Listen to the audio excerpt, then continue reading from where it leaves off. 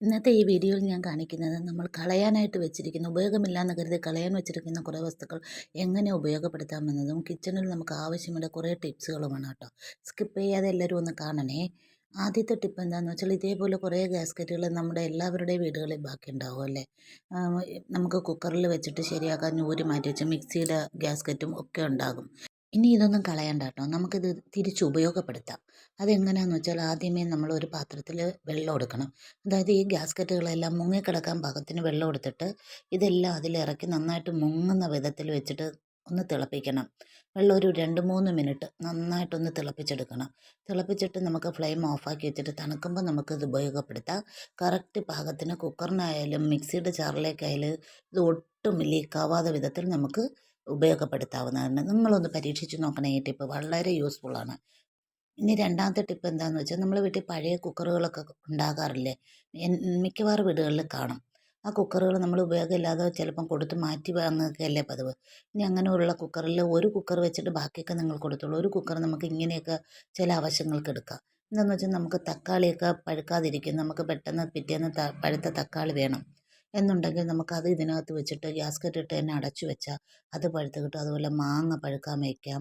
പിന്നെ നമുക്ക് പച്ചക്കായ നല്ല വിളഞ്ഞ കായ പഴുക്കാനായിട്ടും ഇതിനകത്ത് വെക്കും. ഇതൊക്കെ വെക്കുമ്പോൾ ജസ്റ്റ് കുക്കർ ഒരു ചൂടുണ്ടെങ്കിൽ കുറച്ചുകൂടെ പെട്ടെന്ന് പഴുത്ത് കിട്ടും കേട്ടോ. ജസ്റ്റ് ഒന്ന് ചൂടാക്കിയിട്ടാണ് ഇതൊക്കെ വെക്കുന്നതെങ്കിൽ അങ്ങനെയും നമുക്കിത് ചെയ്യാൻ പറ്റും. ഇനി അടുത്ത ടിപ്പ് എന്താണെന്ന് വെച്ചാൽ നമുക്ക് മഴക്കാലത്ത് തൈര് ഉറഞ്ഞു കിട്ടാൻ വളരെ പാടാണല്ലേ. അങ്ങനെയുള്ള സന്ദർഭങ്ങളിൽ നമുക്ക് ഈ കുക്കർ തന്നെ ഉപയോഗപ്പെടുത്താം. നമ്മൾ കാച്ചി ചെറു ചൂടോടെയുള്ള പാലിൽ നമുക്ക് ആവശ്യമുള്ള ഒഴിച്ച് നന്നായിട്ട് ഇളക്കിയിട്ട് അത് അടച്ച് കുക്കറിനകത്തേക്ക് ഒന്ന് ഇറക്കി വയ്ക്കണം. കുക്കർ ജസ്റ്റ് ചൂടാക്കിയിട്ട് തന്നെ കുക്കറിനകത്തേക്ക് ഇറക്കി വയ്ക്കണം. ഇറക്കി വെച്ചിട്ട് കുക്കർ ഗ്യാസ്കറ്റ് ഇട്ട് ഇതുപോലെ വെയിറ്റ് ഇട്ട് നന്നായിട്ട് അടച്ചു വെച്ചാൽ പിറ്റേന്ന് രാവിലെ വന്ന് നോക്കുമ്പോൾ നമുക്ക് നല്ല കട്ട തൈര് കിട്ടും കേട്ടോ. ഇതേ രീതിയിൽ നമുക്ക് മാവ് പുളിപ്പിക്കാനും വെക്കാം. ചിലർ തൈര് ഒഴിച്ച് വെച്ചാൽ പിറ്റേന്നത്തേക്ക് മഴ അല്ലെങ്കിൽ കൂടിയും തൈര് കറക്റ്റായിട്ട് റെഡി ആവുന്നില്ല എന്ന് പറയാറുണ്ട്. അങ്ങനെയുള്ളവർക്ക് ഇങ്ങനെ കുക്കറിനകത്തേക്ക് ഇതുപോലെ പാല് ഒഴിച്ച് ഇറക്കി വെച്ചിട്ട് കുക്കർ ജസ്റ്റ് ചൂടാക്കിയിട്ട് വേണം ഒഴിച്ച് ഇറക്കി വെക്കാനായിട്ട്. ഒഴിച്ച് വെച്ചിട്ട് അടുപ്പിൽ വെച്ച് കുക്കർ ചൂടാക്കരുതേ. കുക്കർ ചൂടാക്കി ഇറക്കി വെച്ചിട്ട് അതിനകത്തേക്ക് നമ്മൾ ഒഴിച്ച് അടച്ച പാത്രം വെച്ച് അടച്ചു വെച്ചാൽ മാത്രം മതി. നല്ല സൂപ്പർ തൈര് നമുക്ക് പിറ്റേന്ന് തയ്യാറാക്കി എടുക്കാം കേട്ടോ. ഈ ടിപ്പ് ഒന്ന് നിങ്ങളൊന്ന് പരീക്ഷിച്ച് നോക്കണേ. ഇനി അടുത്ത ടിപ്പ് എന്താണെന്ന് വെച്ചാൽ നമ്മൾ പപ്പടം ചുട്ടൊക്കെ കഴിക്കാറുണ്ടല്ലേ. ആ ചുടുന്നതിന് പകരം നമുക്കിങ്ങനെ ഒരു കുക്കർ എടുത്തിട്ട് കുക്കറിൽ കുറച്ച് പൊടിയിപ്പിടുക. പൊടിയിപ്പിട്ടിട്ട് പൊടിയിപ്പ് നന്നായി ചൂടായി കഴിയുമ്പോൾ പപ്പടം അതിലേക്കിട്ടാൽ നമുക്കതിനെ നന്നായിട്ട് പൊള്ളിച്ചെടുക്കാം കേട്ടോ. പപ്പടം ഒട്ടും എണ്ണയില്ലാതെ തന്നെ പൊള്ളിച്ചെടുക്കുക. എന്നാൽ ഉപ്പിൻ്റെ അളവ് കൂടുമെന്ന് വെച്ചാൽ അതില്ല. നമ്മൾ സാധാരണ കപ്പലണ്ടി വറുക്കാറില്ല. ഉപ്പിട്ട കപ്പലണ്ടി ഇങ്ങനെ ഉപ്പ് പൊടിയിലിട്ടല്ലേ വറുത്തെടുക്കുന്നത്. അതേപോലെ തന്നെ ഈ പപ്പടവും നമുക്ക് നന്നായിട്ട് പൊള്ളിച്ചെടുക്കുക. ഒട്ടും എണ്ണയുടെ അംശമില്ലാതെ തന്നെ അത് നല്ല ക്രിസ്പി ആയിട്ട് തന്നെ പപ്പടം നമുക്ക് കിട്ടുകയും ചെയ്യും. ഒന്ന് ട്രൈ ചെയ്ത് നോക്കണേ നിങ്ങൾ. എണ്ണയുടെ അംശം കഴിച്ചുകൂടാത്തവർക്കും പപ്പടം ഇങ്ങനെ കൊടുക്കാം. ചുട്ടു കൊടുത്താൽ ടേസ്റ്റ് ഇല്ലയെന്ന് പറയുന്നവർക്ക് പപ്പടം ഈ രീതിയിൽ നമുക്ക് പൊള്ളിച്ചെടുത്ത് കൊടുക്കാവുന്നതാണ്. എല്ലാവരും ഒന്ന് ട്രൈ ചെയ്യണേ. ടിപ്സുകൾ കാണുമ്പോൾ ഇഷ്ടമാവുന്നെങ്കിൽ ലൈക്ക് ചെയ്യാനാരും മറക്കരുതേ. ഇതാണ്ട് ഇനി ഇതിൽ ബാക്കി വരുന്ന ഉപ്പുണ്ടല്ലോ നമ്മൾ കളയണ്ട കേട്ടോ. നമുക്ക് പാത്രങ്ങൾ ക്ലീൻ ചെയ്യാനായിട്ട് എടുക്കാം. ഇനി അടുത്ത ടിപ്പ് എന്താണെന്ന് വെച്ചാൽ ഇതേപോലെ ഒരു വാഴയില എടുത്തിട്ട് അതിൽ അല്പം വെളിച്ചെണ്ണ ഇങ്ങനെ കൈകൊണ്ട് തേച്ച് തടവിയിട്ട് അതൊരു കുക്കറിലേക്ക് ഇറക്കി വെച്ചിട്ട് ഇനി ഞാൻ ഇത് ചെയ്യുന്നത് നമ്മൾ മീൻ ഫ്രൈ ചെയ്തെടുക്കില്ലേ. ഫ്രൈ ചെയ്തെടുക്കുന്ന ഓയിലിൽ ഡീപ്പ് ഫ്രൈ ആയി വരില്ല. അത്രയും ആയില്ലെങ്കിലും ഞാൻ ഫ്രൈ ചെയ്യാനായിട്ട് മസാല തേച്ച് വെച്ച മീനാണ് ഈ കുക്കറിൻ്റെ ഈ ഇലയിലകത്ത് ഇറക്കി വെച്ചിട്ട് ഇല ഒന്ന് മൂടിയിട്ട് ആദ്യം ഫ്ലെയിം ഒത്തിരി കൂട്ടി വെച്ചു. കാരണം കുക്കറൊന്ന് നന്നായിട്ട് ചൂടായി വരാനായിട്ട്. അത് കഴിഞ്ഞിട്ട് ഫ്ലെയിം ലേശം കുറച്ച് വെച്ചിട്ട് ഒറ്റ വിസിൽ കേൾപ്പിച്ചെടുത്തപ്പോഴത്തേക്കും മീൻ ഇതേപോലെ നമുക്ക് റെഡിയായി കിട്ടിയിട്ടുണ്ട്. നല്ല ടേസ്റ്റി ആയിട്ട് സൂപ്പറായിട്ട് കഴിക്കാൻ പറ്റും കേട്ടോ. ഇനി അടുത്ത ടിപ്പ് എന്താണെന്ന് വെച്ചാൽ നമ്മൾ മല്ലിയില മേടിക്കുമ്പോൾ ഫ്രിഡ്ജിൽ കഴുകിയിട്ട് ഒരു ബൗളിൽ ഇട്ട് അടച്ചു വെക്കാറല്ലേ പതിവ്. എങ്ങനെ എടുത്താലും 2-3 ദിവസം കഴിയുമ്പോൾ മല്ലിയില വാടിപ്പോകാറുണ്ട്.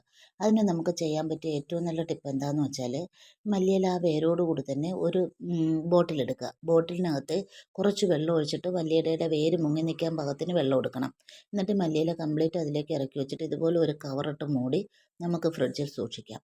2 ദിവസം കൂടുമ്പോൾ വെള്ളം ഒന്ന് മാറ്റി കൊടുത്താൽ മാത്രം മതി. എത്ര ദിവസം വേണമെങ്കിലും നല്ല ഫ്രഷ് മല്ലിയിലയായിട്ട് അതിരിക്കും കേട്ടോ.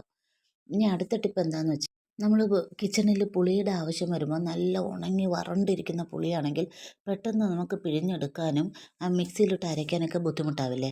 അതിന് വേണ്ടിയിട്ട് നമുക്ക് ചെയ്യാവുന്നത് ഒരു ബൗൾ എടുത്തിട്ട് അതിൽ കുറച്ച് വെള്ളം എടുത്തിട്ട് നമുക്ക് കുറച്ച് കൂടുതൽ പുളി തന്നെ അതിലേക്കിട്ട് കുറച്ച് ഉപ്പും ഇട്ടിട്ട് കുതിരാനായിട്ട് വെച്ചേക്കാം. അത് ഫ്രിഡ്ജിൽ സൂക്ഷിക്കണമെന്നില്ല, പുറത്ത് തന്നെ വെച്ചിരുന്നാലും മതി. പുളി ഒട്ടും ടേസ്റ്റ് വ്യത്യാസമോ കേടാകത്തോ ഇല്ല. കറിയിൽ ചേർക്കുമ്പോൾ ഉപ്പിട്ട് വെച്ച പുളിയായതുകൊണ്ട് ലേശം ഉപ്പിൻ്റെ അളവൊന്ന് നോക്കി ചേർക്കണമെന്ന് മാത്രമേ ഉള്ളൂ കേട്ടോ. കാരണം ഉപ്പ് ചേർക്കുമ്പോൾ കംപ്ലീറ്റ് അത് പിഴിഞ്ഞെടുക്കാൻ വളരെ എളുപ്പമാണ്. ഇനി അടുത്ത ടിപ്പ് എന്താണെന്ന് വെച്ചാൽ നമുക്ക് ഉള്ളിയൊക്കെ കൂടുതൽ പൊളിക്കേണ്ട സമയം വരില്ലേ വീട്ടിലേക്ക് ചിക്കനൊക്കെ വെക്കുകയാണെങ്കിൽ. അങ്ങനെയുള്ള അവസരങ്ങളിൽ നമുക്ക് ആവശ്യമായ ഉള്ളി ഇതുപോലെ ഒരു വെള്ളത്തിലെടുത്ത് കുതിർക്കാൻ വെച്ചിട്ട് നമ്മൾ എടുക്കുക. അത് ഫ്രിഡ്ജിൽ വെച്ചാൽ പെട്ടെന്ന് നമുക്കൊന്ന് റെഡിയായി കിട്ടും.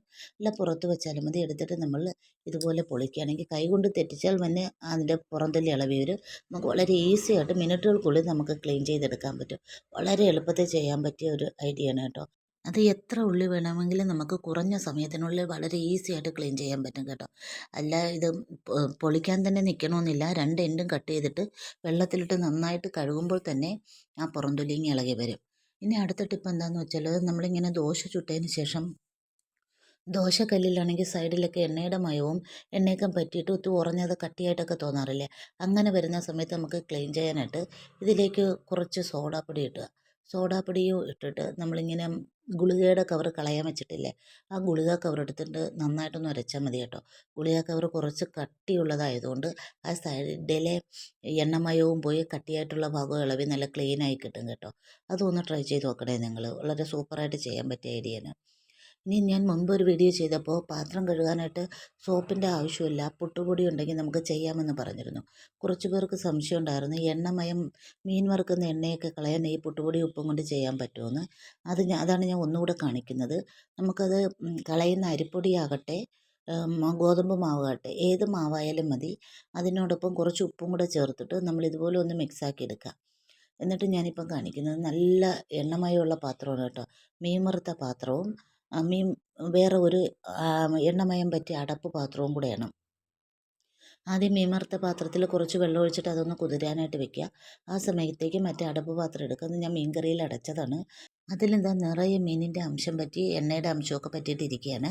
അത് ക്ലീൻ ചെയ്യാനായിട്ട് ഞാൻ ഇത് തന്നെയാണ് എടുത്തത്. ഞാനിപ്പോൾ എടുത്ത അരിപ്പൊടി കേക്കയുടെ ഇടിയപ്പപ്പൊടിയാണ്. അത് കുറച്ച് പൊട്ടിച്ചിട്ട് വെച്ചിരുന്നപ്പോൾ എക്സ്പയർ ആയിപ്പോയി. കളയാനായിട്ട് വെച്ചിരുന്ന പൊടിയാണ്. അതെടുത്താണ് ഞാൻ ഈ ക്ലീൻ ചെയ്യുന്നത്. വേറെ ഒന്നും ഇതിൽ ചേർത്തിട്ടില്ല. അത് ഉപ്പുപൊടിയും മാത്രമാണ്. ദേ നല്ല സൂപ്പറായിട്ട് ഞാൻ ക്ലീൻ ചെയ്തെടുത്തില്ലേ. ഇനി രണ്ടാമത് ആ മീൻ പൊരിച്ച പാത്രം നോക്കൂ. ആദ്യം ഒഴിച്ച വെള്ളം അങ്ങ് കഴുകി കളഞ്ഞിട്ട് നമ്മൾ തയ്യാറാക്കിയ മിശ്രിതം അതിലേക്ക് ചേർത്തിട്ട് ഞാൻ എടുത്തത് ഒരു മിൽമയുടെ കവർ തന്നെയാണ്, പാൽ കവറാണ്. അത് ഉപയോഗിച്ച് നന്നായിട്ടൊന്ന് തേച്ചെഴുതി എടുത്താൽ മാത്രം മതി. എണ്ണയുടെ അംശവുമില്ല, മീനിൻ്റെ മണവും ഇല്ല. നന്നായിട്ട് നമുക്ക് ക്ലീൻ ചെയ്തെടുക്കാൻ പറ്റും. ഇങ്ങനെ നമ്മൾ വേസ്റ്റിൽ കളയുന്ന കുറേ സാധനങ്ങൾ നമുക്ക് യൂസ്ഫുള്ളായിട്ട് എടുക്കാം. നമ്മുടെ കുറേ അധികം പണവും സമയവും ലാഭിച്ച് കിട്ടുകയും ചെയ്യും. വളരെ യൂസ്ഫുള്ളായ ഐഡിയ ആയിട്ട് നിങ്ങൾക്ക് തോന്നുന്നുണ്ടെങ്കിൽ ലൈക്ക് ചെയ്യാൻ ആരും മറക്കല്ലേ. സബ്സ്ക്രൈബ് ചെയ്യാതെ കാണുന്നവർ സബ്സ്ക്രൈബ് ചെയ്ത് ഒന്ന് സപ്പോർട്ട് ചെയ്യണേ. ഈ ഐഡിയാസ് കണ്ടിട്ട് നിങ്ങളും ഒന്ന് പരീക്ഷിച്ച് നോക്കണേ. എന്നാൽ ഞാൻ ചെയ്ത് ഉറപ്പായ ഐഡിയാസാണ് ഞാൻ ഈ ഷെയർ ചെയ്യുന്നത്. ഇനിയും കുറേ ഐഡിയാസ് ഉണ്ട്. അടുത്ത ഐഡിയകളെല്ലാം കൊണ്ട് ഞാൻ അടുത്ത വീഡിയോയിൽ നമുക്ക് വീണ്ടും കാണാം. നിങ്ങൾക്ക് എന്തെങ്കിലും അഭിപ്രായങ്ങളുണ്ടെങ്കിൽ കമൻറ്റ് ചെയ്യാൻ ആരും മറക്കരുതേ. സബ്സ്ക്രൈബ് ചെയ്ത് ലൈക്കും ചെയ്യണേ.